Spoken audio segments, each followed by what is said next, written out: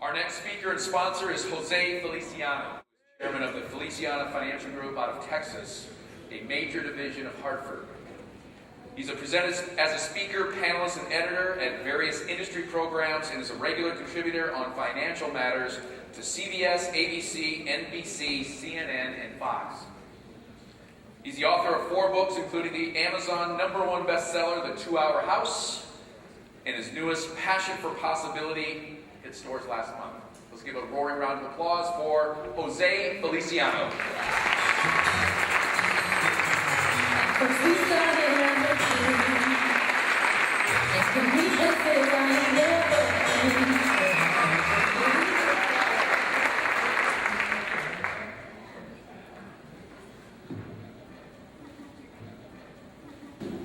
I'm the oldest of 5 children, born to an immigrant Puerto Rican father, a German-Irish mother, who are both deaf mutes. And of all the many life lessons that they have taught me over the years, I always like to begin the one lesson by example that my parents taught me every day of their lives. The place of my biggest challenge is always the source of my greatest strength. It's such a pleasure for me to be with all of you today, and I hope I didn't disappoint anybody today because you were expecting the other Jose Feliciano. And I would try to make it up to you by singing Chico and the Man, but even my deaf parents would tell you I can't carry a tune to save my life. My father was born deaf in Aguadilla, Puerto Rico. My mother was born deaf in New York City, and we grew up in a section of New York City called Hell's Kitchen, right there on 47th Street between 9th and 10th Avenue. And when I turned 14 years old, we sold everything we had. We had 3 boxes to our name, boarded on a Trailways bus, and moved to Jacksonville, Texas. From a city of 7 million people to 7,000 people, from a city of all these taxi cabs to 1 cab driver, and the guy wasn't even busy. From a city that was so nice they named it twice, we moved from the Big Apple to the small tomato, the tomato capital of the world. And as you know about Texas, football is king. And my dream was to go to the University of Texas. All the pretty girls were going there. All my friends and so forth. We had 80,000 fans at a football game. And then reality hit. At the age of 18, I had to make a choice. Either become the legal guardian of my little brother and little sister, or have them go to foster care. Then I thought about my parents, both deaf mutes. My father had a 6th grade education in Spanish. They had to overcome obstacles on a daily basis, the things that we all really take for granted. I mean, how do you get from point A to point B in a city like New York without being able to hear, talk, read or write? How do you get a job without being able to talk in an interview? And if you get the job, how do you keep the job without even knowing what the job is, or hearing what the job is, or whatever your fellow workers are trying to say to you? I realized that if my parents could overcome obstacles like that every day of their lives, then becoming a legal guardian of his little brother and little sister would be a snap. Then after some thought, I realized I could get a job. I could work 30 hours a week. And if I could just get a couple of extra hours in during the week, I could take some classes over at the local community college, which is now Tyler Junior College. And the one thing that I didn't expect, or one thing that I didn't count on, was the overwhelming thoughts of self-doubt. And I can remember my father always saying, as I'm growing up, actually seeing him say this, he'd say, "Stop, Jose, stop worrying about what everybody else thinks, just be. Stop worrying about what everybody else thinks, just be." And every time when doubt would just creep his little head, I could just see my father saying, "Jose, just be."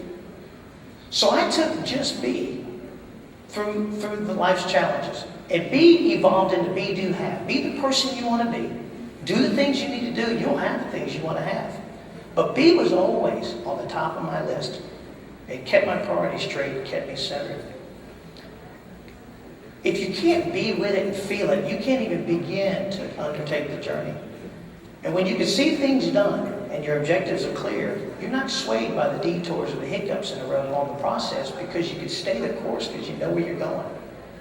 And when the When the destination's in mind, life becomes an adventure filled with family and children and gifts and challenges, which often turns out to be gifts anyway.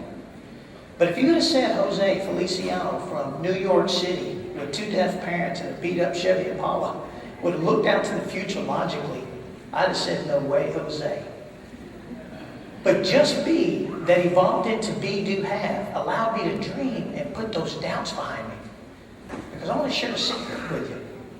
I learned a long time ago that doubt is the enemy, not fear. Doubt's the father of all negative emotions and a thief that steals our dreams and makes us all play it safe. And we think that if our destination's clear, our vision's clear, that people might find us cocky or self-centered. But doubt just brings out the worst in each and every one of us. Kills the magnificent. Actually, he's like this little guy on both shoulders that says, you know what? It can't be done. It's impossible. Can't be done. It's impossible. And recently I've learned how to respect my ally, doubt. Because I've begun to discover a strange truth about him. Is that doubt actually holds the secret in his hands. I begin to realize that he's actually the guardian of the gates to all miracles. Doubt asks to be overcome, and by overcoming doubt paves new ways for new rules, new limits, new records. He's the wise guardian that actually is asking for us, whoever's willing to step out and step out for the rest of us, who's willing to look him in the face and say, doubt, I respect you, I know your value, but I am going past you. And I've also learned about how to take on doubt as an advisor. Because doubt will tell you where your potential pitfalls are. He'll point out those who are not along with your vision, which in turn will tell you where you need to spend a little bit more energy or have a little bit more clarity. But as a legal guardian of his siblings at the age of 18, I had to learn how to get past doubt fast and move on to believing. And then you got to get beyond believing to knowing that everybody would succeed.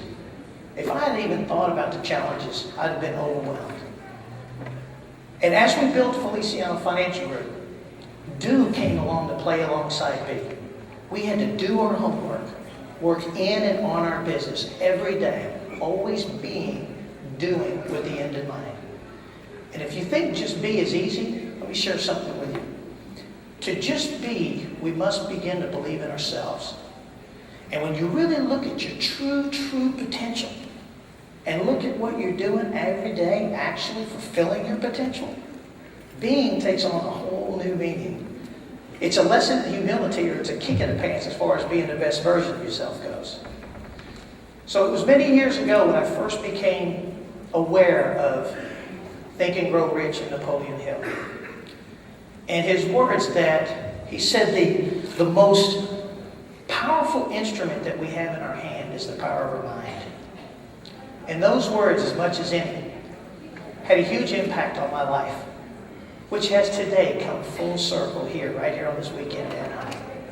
And Sharon and Greg have given us 3 feet from gold and how to turn our obstacles into opportunities.